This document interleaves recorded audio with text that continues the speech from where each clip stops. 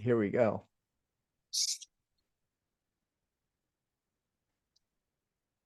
Greg Koerner. Who'd have thought? Wow, Minter it's been Dial, my man. 30 years, man. 30 years at least. Oh, Great to since have I've you. seen you, I think I've seen you since then. No, But since we've known each other. Since we've known okay, each there other. you go. I mean, Very for well. sure, I have always wanted to go and see you, see your tread gently, lovely Gent, name. Gent Treadley. Gent Treadley, of course. Yeah, that's what happens when you smoke a little too much. yeah. We had to make it challenging for the listener. Yeah. Absolutely. So let's start with just we met each other at probably in the basement of Fiji at Colgate University, and we have so many wonderful friends in common, and we have a couple of joint passions, so we say. One of which is around the Grateful Dead, and I probably haven't had like a bona fide, full-on Deadhead friend on the show, much less one of the best bass players who knows how to cover everything on the Dead. So, in your own words, Greg, how do you like to describe yourself? Oh, yeah. I'm a bass player. I've been playing bass since I was 13 years old. Also a lawyer, and yeah, been a Deadhead pretty much the whole time I was a bass player.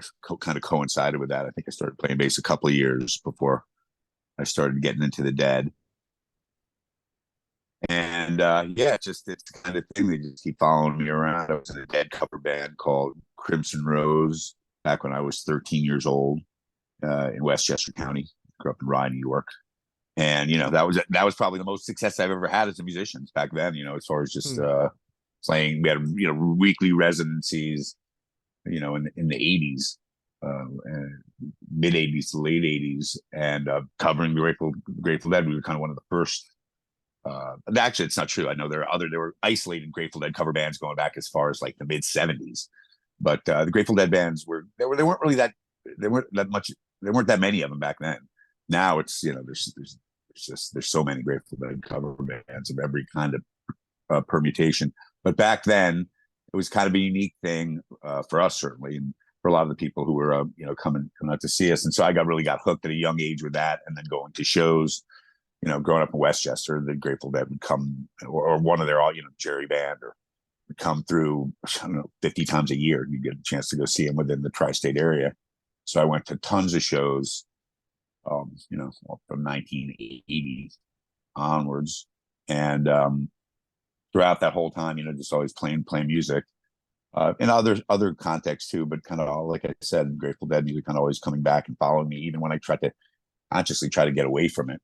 And then in around 2001, I had kind of stopped playing when my son Miles was born. I kind of stopped playing for a year or two, and 2001 I got out of the blue to play with Dark Star Orchestra, and briefly played with those guys, and that kind of got me back into it. I got the bug again. I met a guy who introduced me to Vince Welnick. I started playing with him quite a bit, and then played a lot with Vince for, I guess, from like 2001 until he died, which was, I have to look up when that was. It was probably about 10 years ago. But did hundreds of shows with Vince, and then got even deeper into the Grateful Dead scene. So then, yeah, just kept playing music in that context. And then in 2020, COVID shut down New York. I'm a New Yorker, and I was living in New York. And 2020, everything got shut down. I came down. My family in Florida. I came down here, started playing with a couple of cover bands down here, Grateful Dead cover bands down here, Unlimited Devotion first, and now playing with Uncle John's band, like kind of one of the biggest Grateful Dead cover band in Florida. Who they've been around for 30 years themselves.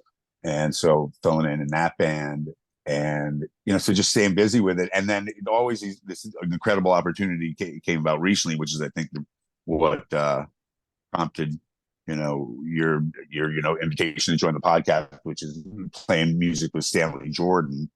Oh my God! This new project he has, Stanley Plays the Dead, which is a complete game changer for me. It's just an incredible stroke of luck for me to get that gig. And so, just this music keeps following me, and new opportunities keep being presented because of it. I love the music deeply. And yeah, so I'm just grateful for it. And Isn't that what it's about?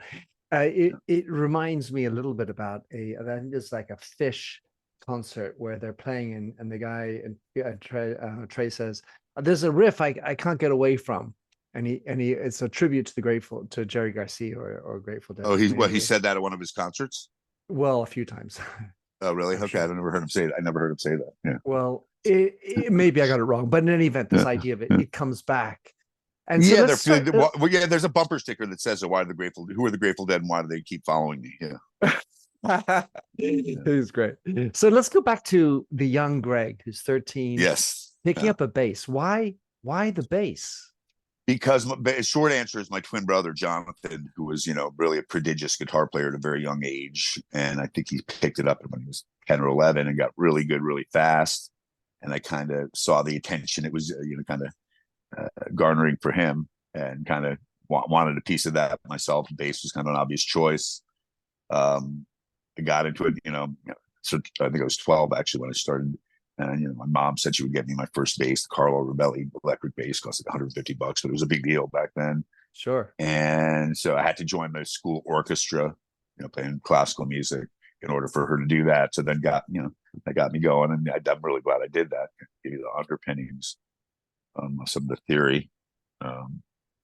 So that's how I got into it. Yeah, that's why I chose the bass. Basically, because my twin brother Jonathan Koerner, who's still a great jazz guitar player, I just played with him recently. Yeah, nice. But if I had to say why the bass, that's the short answer. And when you play with your brother, it must be sort of a fun extra chemistry. Oh yeah, it's intense because we're twin brothers. We're fraternal twin brothers. And like I said, we were playing in our first band, Crimson Rose, back when we were preteens, or maybe 13. But so we've been playing for a long time, and we're really competitive as twins, and so. Yeah, it's intense. It's a lot of fun. He's a great guitar player. Yeah, it's awesome. Yeah, and so playing the bass, who are do you have bass players that you look up to? Of course, yeah, of course. Yeah, I mean, Phil Lesh is obviously a huge influence, even though he may not be technically the most proficient bass player. I think his phrasing, his musicality, his tone, his equipment too, also there's huge influence on me. But as far as other like technical players, obviously Jaco Pastorius is a huge influence on me, and probably anybody who picks up the electric bass. And then there's all the other obvious influences that any serious bass player knows all about. Stanley Clark, I could go through them all, but right. The new guys like Victor Wooten, Oteil Burbridge, there's tons of great bass players. Of course, at some level, there's a little bit of the weedy, not to mix metaphors, but there's the weediness of listening to bass players. You got to be dialed in to hear. Oh, well, that is what's fucked up. And I was talking about this with my son recently. It's like he's like, Dad, nobody besides you cares about the bass. And the reality is, for me, that's my ear. That's what it goes to automatically. That's what I'm listening for. And if there's nothing happening with the bass line, and the music really loses a lot of its appeal to me. Unfortunately, I'm kind of shallow in that way. I need a good bass, and I hear it, I think, more than most average people, unless they're a bass player. I think so. Yeah. Okay, what was your question? Well, no, but it was just a comment, and it reminds me of when I listen to classical music. I want to get back to that in a moment, but when I listen to classical music, when I'm tripping, I can get so dialed into the second violin, the bass. Oh, anything. Okay. I mean, anything. Just a specific part. Okay, yeah, yeah, and so when you are sort of attuned that way, of course you're going to listen to it more, and it's kind of a nifty perspective for me to think about. If I were playing the bass, how much more connected would I be into that line as it's being played? Yeah, I mean, it's something I'd kind of take for granted, but I think it is something that, yes, you're not aware of, but yeah, it's there if you have one instrument that you really, and I'm not a instrumentalist, but if you play one instrument, that's what you're going to be attuned to. I really think that is the case. Yeah, and the thing that's interesting as I was listening to you, Greg, is that Lesh also studied classical music to begin Right. with. Yeah. He And studied do much you more think that seriously. Yeah. do you think that is a link into him in a higher way? Well, I mean, certainly, yeah. It's his phrasing, his knowledge, of classical. It's kind of like the contrapuntal thing we had going on with Jerry. I think was definitely informed by his, his classical upbringing and his theory, and so that's definitely that. That I think that was a huge influence for him, and I just, or at least said he was a huge influence on me. And also, I studied classical music not nearly as extensively as Phil Lesh, but in high school, basically, a little bit in college. But like Phil, I think majored in it. I think he got a master's in classical composition. Yeah, and so I think, but yeah, that's certainly one of the reasons why I admire Phil Lesh as far as his as a musician and really as a composer and as a bass player. Yeah. All right. So I mean, regular Deadheads. I mean, people who don't know the Grateful Dead, they're going to be thinking probably a lot of we're in the weeds. But for someone who's a regular Deadhead, I'm a musician, but not a qualified one. I listen to the music and I love the music. But you who have played so many Dead songs, which means and learned them and experienced them with so many different bands.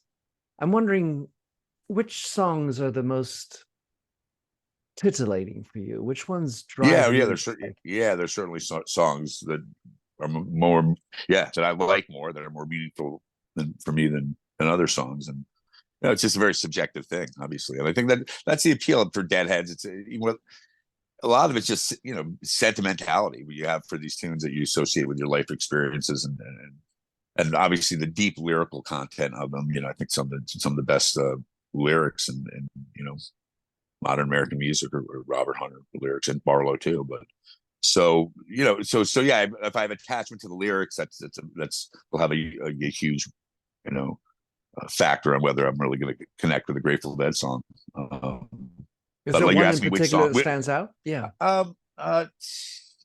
I mean, Jack Straw is a great example. I love that song. I love the music, and I also love the lyrics.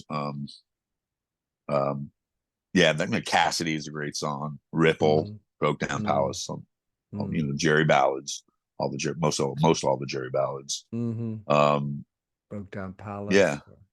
Yeah.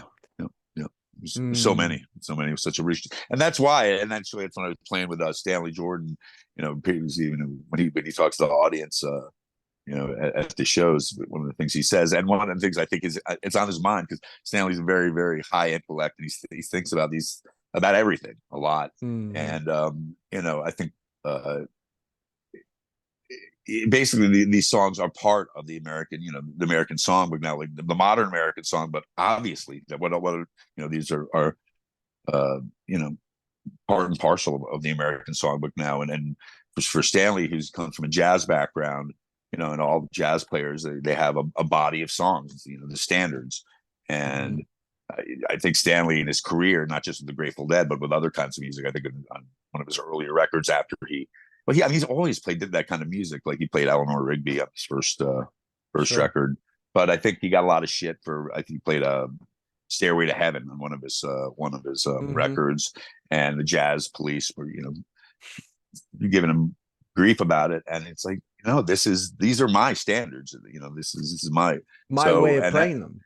Well, obviously anything he does is just going to be that Stanley Jordan, but like as far as what songs are you going to choose to perform, and I never got the memo that I have to choose from these songs. I can't choose any songs written after 19. So the Grateful Dead songs, I mean, they really are. I think they become the new kind of fake book for for guitar players. If you I mean, and then there's a lot. I think a lot, and I'm sorry. Going through that phase myself where you kind of just wanted to kill mommy phase, where you're like, I'm sick of the Grateful Dead, and then I want to get into more complex. This is the end.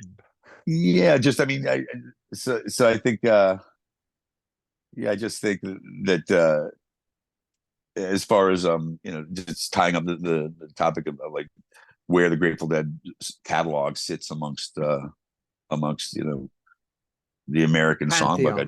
The pantheons. I mean, it's right up there.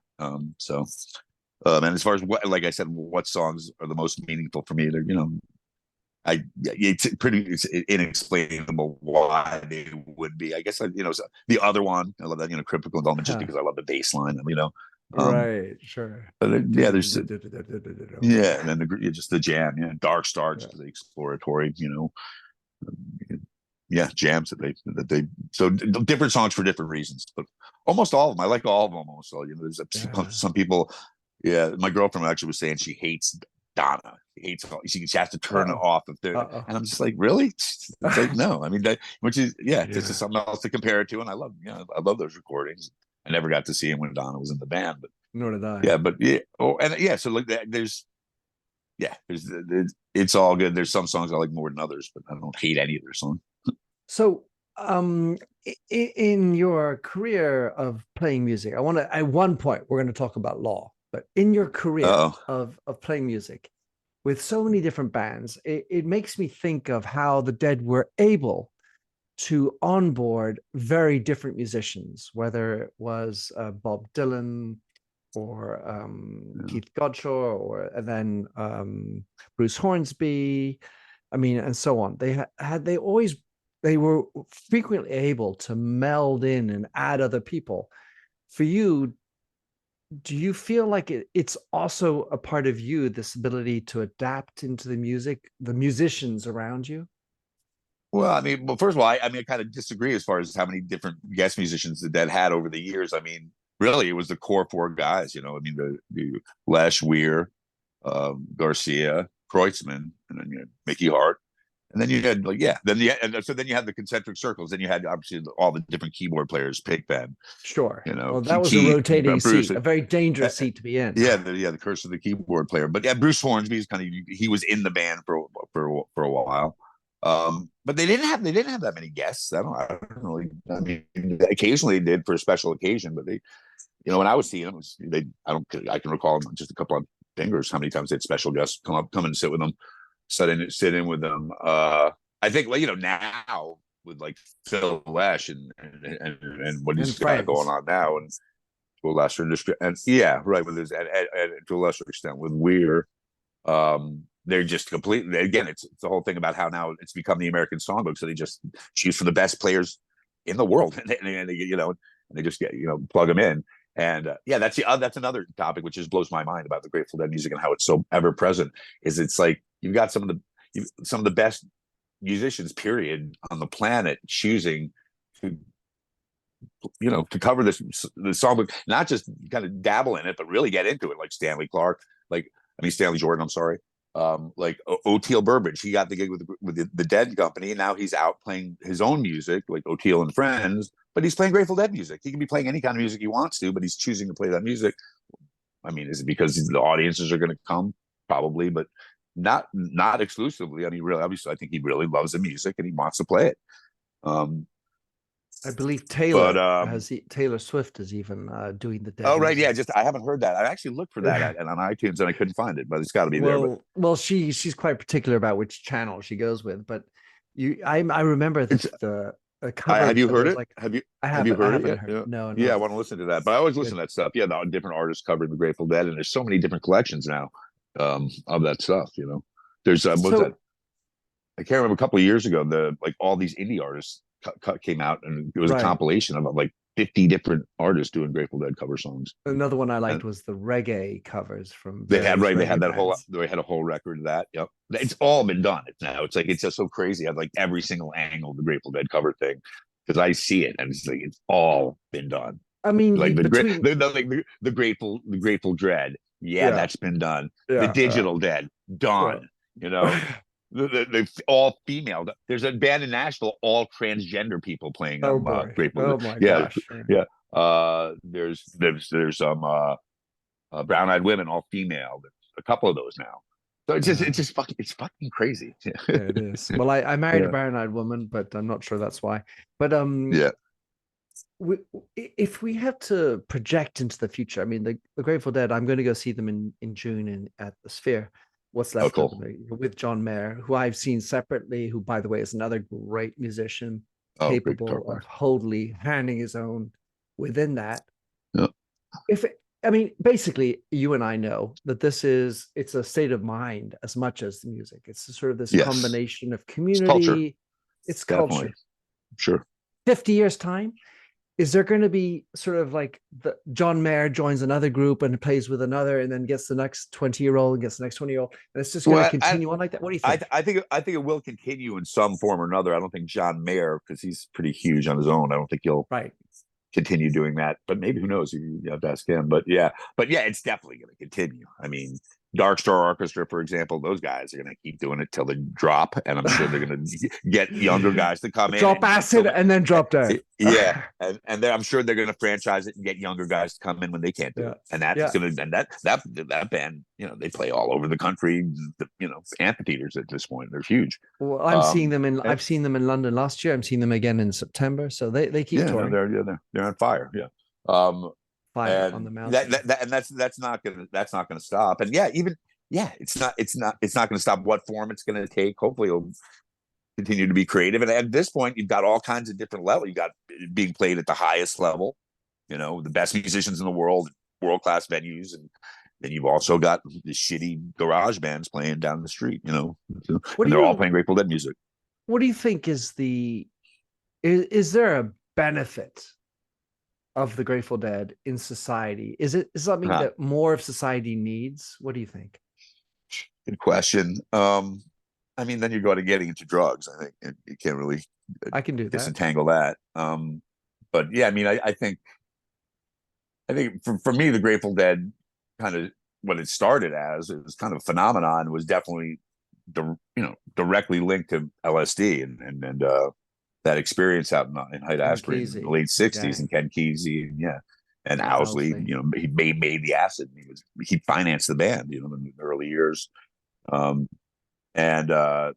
think LSD is a very powerful drug, be careful with it, but I do think that's I think if you're going to do a drug, it's probably in a controlled environment.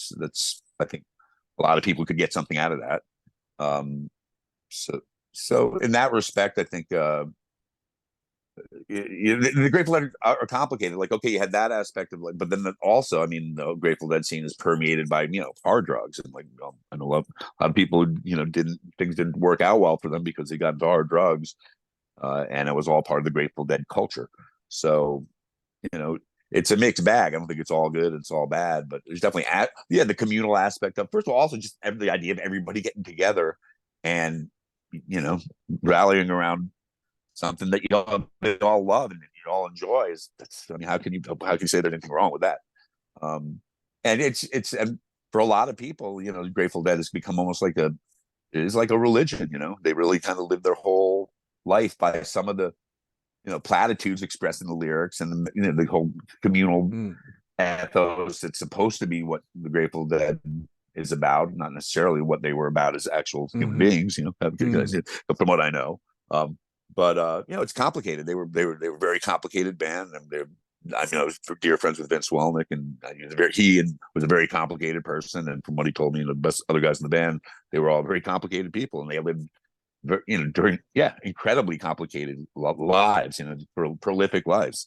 So it's hard for me to kind of also disentangle, what the Grateful Dead means to one person and what it means to me.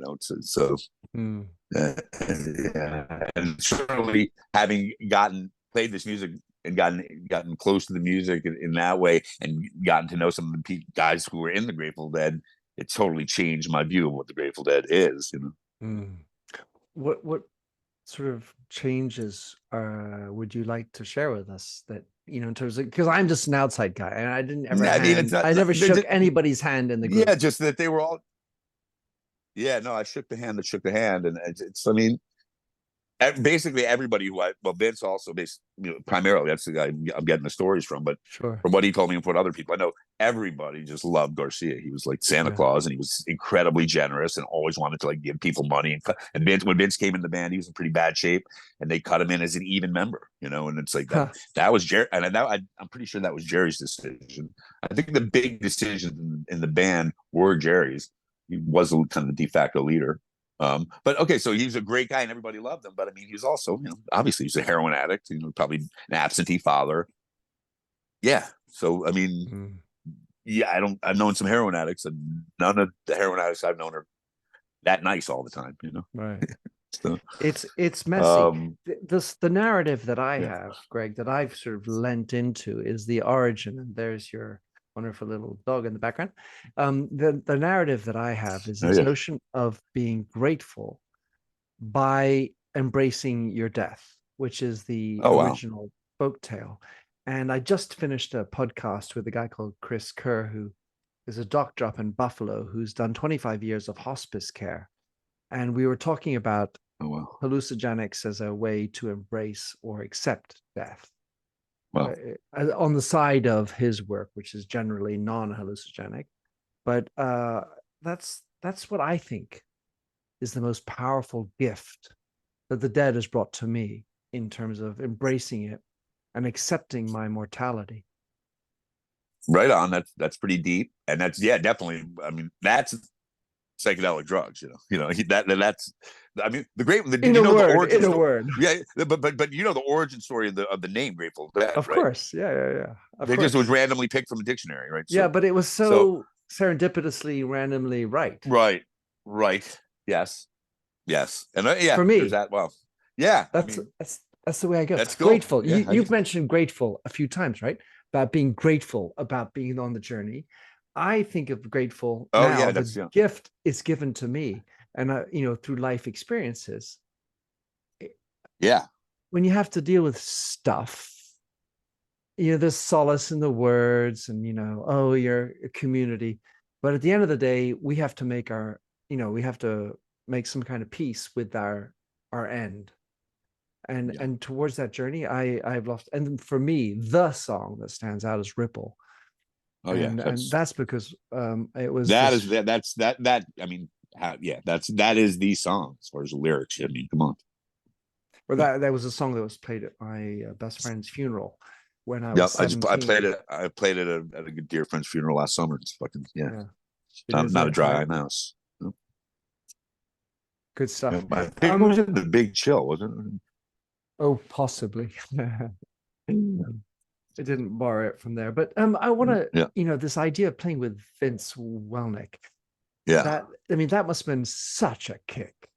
That was a lot of fun, and Vince was such a great guy, and yeah, miss him a lot. And yeah, I'm just really fortunate to have gotten to know him, and just yeah, it's such a just a legendary life, from starting and grew up in Phoenix, and once a hippie, moved out to Haight Ashbury in the like mid '60s. Like he was part of it. He's not Right. the Worms. I think no one knows his band before the Tubes. I can spacing out on what the name, but yeah, he lived that whole lifestyle. Then got into the Tubes, was a founding member of the Tubes, and had that whole career, and was kind of on the down and out after that. He also was Todd Rundgren's. He was in Todd Rundgren's band, produced with him for a number. Yeah, like her whole career, but that career had kind of ended, and he was in kind of bad shape. I think he was living in like kind of garage backslash guest house of his house that he had that I visited in Forestville, and he was kind of in bad shape. I was trying. He was going to have to sell his house, and that's when he got the gig with the Grateful Dead, and Mm.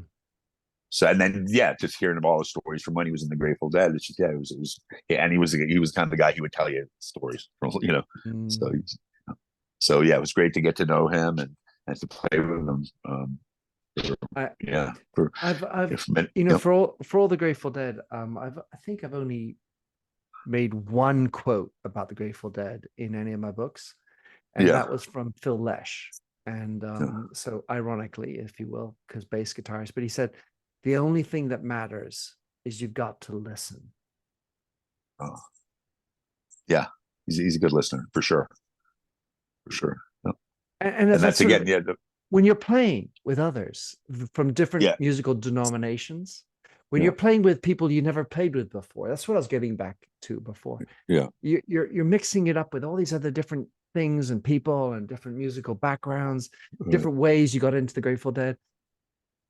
You when you're in the play, when you're actually yeah, jamming and figuring yeah. it out, you've got to listen. Absolutely. I mean, definitely got to. I mean, you got to have facility with your instrument. You got to know the material, but then yeah, if you want to have anything special happen, you got to listen. Yeah, for sure. I want to Stanley Jordan. Yeah. So in my, I mean, I know Stanley in a very different way than you do, and I have to imagine he's quite demanding. You know what surprised? I mean, he is demanding when he wants something a certain way. He's like his ears are super fine tuned, and he'll tell you exactly what he wants. But he's incredibly, not demanding as far as allowing different band members to express themselves and Hmm. yeah. So I mean, and yeah, he's a super sweet dude. He's just a great person, and yeah, and it's weird because my relationship with Stanley, it's like he was when I first became more Stanley Jordan was the same time everybody else was when he first came out. He was a sensation. Must have been 1987, I think, I don't know, 86, and I just wore that first record out, Magic Touch, and Oh God, yeah. With yeah, so Julia. he's an idol, he's and just also just unapproachable as far as his music, musical genius. He's a genius. I don't use that word, and other people do. I hate it, but he really is. And so I never thought I'd ever be playing with him, and now I'm playing with him, and it's amazing. And as a musician, I'm in awe of his musicianship. But hold on just one second. But then also, I mean, like you said, demand. He's my boss too, and for when I'm out playing with him, and he's just like the nicest boss you could ever want. Love that. He's so easy to get along with, and So, but I mean, he's so as a accommodating. small, I'm a small part musician, but he plays bass and solo. I mean, or at least rhythm and solo. He's capable of sometimes doing trills down the bass line anyway, of a regular guitar. Sometimes plays Yeah. the necker. And I'm just wondering how that fits with you, and how do you have to adapt to his style? Yeah, I'm not doing a whole lot of adapting, to tell you the truth. Probably I should be, but I'm not. I mean, one of the reasons is because it's like these songs, I know them. And that's the other thing interesting with like Stanley and this project is he just changes the keys and the arrangements around completely to when he wants to, but he doesn't do it that.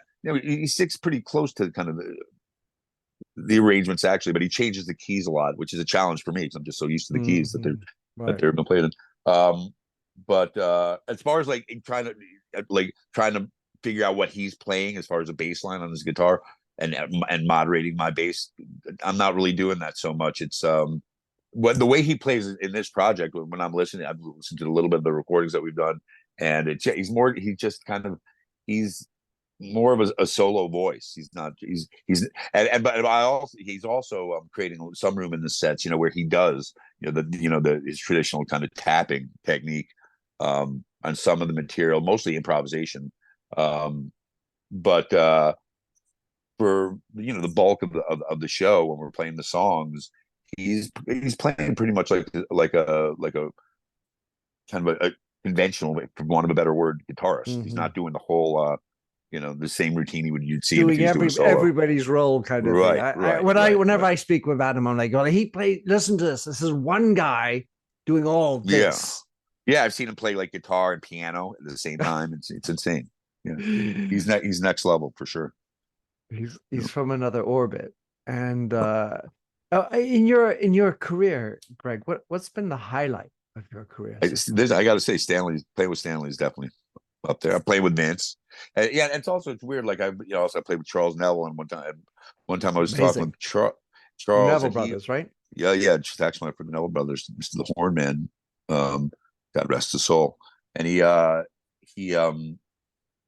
was always talking about, oh yeah, I remember time I was playing with this guy, and I realized, that's for him, that's how he measures his whole. And this is towards the end of his life, and he's 70 some odd years old, and he's played with everybody, and he's done one Grammy awards, and pretty big in their day. And still, for him, the thing that he really got off on was who he played with, and that's kind of where that's for me. That's where those are the highlights. I look back, not the famous people, also like dear friends who I've had who are no longer here, and people I play with now who I really love. I mean, those are the highlights. Especially as a bass player, it's like, you're collaborating with other people. So, but yeah, I mean, in general, one of my highlights is, as far as gigs, generally the bigger the better, but not always. It's yeah. I just love to play. It's really. I'm not the best bass player, but I'm good. And it's just I feel really lucky that this. I'm older now. I don't. I don't have to really worry about other shit. My family son's all grown up, and yeah, I can play a lot, and I am, and so I'm just really enjoy it. Mm. In my conversation with this doctor about death and everything, the overriding conclusion as he interviews these individuals just before they die, the only thing that counts are relationships. Yeah. Wow. Yeah, it's true. Yeah, I would say the relationships and experiences. Maybe and I guess the experiences and with maybe relations. somebody. Yeah. For sure. Yeah. As we feel our aperture closing, it's definitely the case. So yeah, there are a lot of things that you and I presumably have the same kind of issue of now we're onboarding more and more legalized cannabis, more and more legalized psychedelics with your family and with in general from a societal standpoint. Where do you stand on, and as a lawyer, should I say, where do you stand on that? I mean, I don't have to worry because I'm an independent, numbskull, and I say I've probably dosed, I don't know, 300 times and I'm good. I'm good on that. But you are a lawyer. I mean, so it's hard enough being a parent and then telling my son and my daughter this stuff. Where are you on all that? Well, my son obviously knows I smoke pot, as is anybody who ever hangs out with me for more than an afternoon. Well, the good news is it's not by morning. I try. Yeah, right. Yeah, never a dust. But I went through my when he was a teenager trying to pretend I didn't smoke pot. And he was totally futile. He knew. But as far as the other drugs, I just say stay away from cocaine and heroin. They will fucking destroy your life because it will. And I know he's I mean, I just have the one son, and I try to be honest with him. Yeah, try to be honest with him. But I mean, it's not something we discuss at great length. I mean, it's tricky topic. Well, the thing of it is just like I want him to be clear that and I think and I'm really grateful that he is clear that there's a big difference between marijuana and other drugs, in my opinion. And thank God, I think he's kind of internalized that. But and as far as the law goes, and I'm not really practicing that actively these days, mostly because I don't give a fuck. But yeah, I should probably be more careful about letting people know. But where's this podcast going to end up? But I figure anybody watching this podcast isn't going to give a fuck that I smoke pot. I don't think there are going to be any clients on the line, but you never fucking know. As they say. You never know, and if so, I can lose a client. I don't have that many clients anymore, and if I lose one, I'm not going to be. But you know what the thing is? This here, Greg. One of the things that most of my clients I smoke pot with, so it's not a big deal. There you go. We don't need to name them, but we have, and I feel like maybe as we get older, we're both, near. I'm going to be 60 in a couple of months. Yep. What the fuck, this whole idea of the image that we want to portray. I mean, ultimately, the being real. Yeah. Is what's more important, and if I didn't inhale, if I didn't do anything wrong, do I like you? Is it even possible that I like you because you're just perfect? Yeah, my social circle these days, there's nobody even close to being like that. So it's you know what I mean. We vote for people like that. We like you smoked pot. Oh my gosh, I'm going to scandalize you. Oh, I'm going to vote for you then. But yeah, I mean, it's I mean, as you get older, the idea of caring what other people think of you, it's just it doesn't make any sense anymore. When you're young, I mean, I totally was obsessed with that. And consumed with that at a younger age. And I guess on a certain level, I still am, but yeah, it's just like the whole pretense of like, oh, look at me, I'm still. It's like at a certain point, give the fuck up, you're old, So it's like, it doesn't make any sense, and you can't like hold on to it. Yeah, it's yeah. I mean, it sounds like you're doing a lot more soul searching than I am, because, but I'm just trying to enjoy every day. I'm super aware that like we're all about to die. Maybe not today or tomorrow, but like next year, 5 years, 10 years. Yeah. So and be grateful for the time we have together. Trying to live my life like with that awareness, and it's not. I don't do it. I'm frustrated. I would definitely have a much different life if I actually lived that way. But well, it's a journey, Greg, and it's the subject of my new book, which is called The Avatar Trap: How We Get Stuck in this idea of representing ourselves in ways that are different and distant from who we really are. Wow. Oh, fuck. It just blow my mind. Holy shit. I like to do that kind of thing, Greg. But so I want to take a little of a commercial side to thing. Playing music, usually when a kid says, I want to be an actor, I want to be a musician, like, oh boy, you're happy to be a starving artist. You're a lawyer on the side, you play music. What's the music business model for you? And is it even like a centime, like a percentage of your overall life, or just for fun? Oh, no.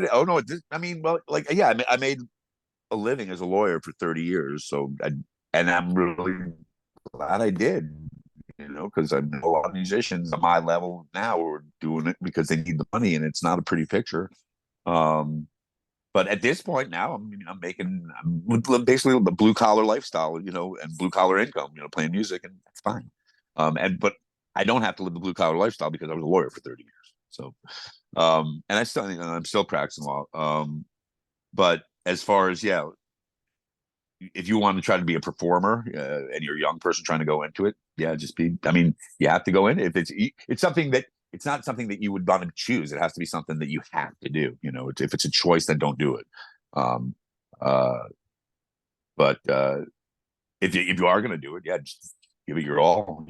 Because for me, it's not like, I'm glad. Like I said, I'm glad I was a lawyer. It's really allowed me, some financial, a backup, so I don't have to like worry about money like I would have if I hadn't become a lawyer. But it's also, it's kind of like the brass handcuffs. I'm sure I never really fully explored music to the ultimate level because I did have that backdrop. And I don't even know if that's really being honest with myself, because I wouldn't have gone into the law unless it had already become clear to me that it was not going to happen, as a musician. And it was clear at that point when I was 23 at that point when I went to law school. Greg, like, though, at that point when I was 23, at that point I'd already had a lot of friends who had tried to do music and were failing completely. And it was like, excuse me, fuck, Greg. The way I'm looking at you, I'm thinking you played with Charles Neville, you played with Henry Butler, you played with Greg Hudson, playing with Stanley fucking Jordan. Yeah. How is that not success?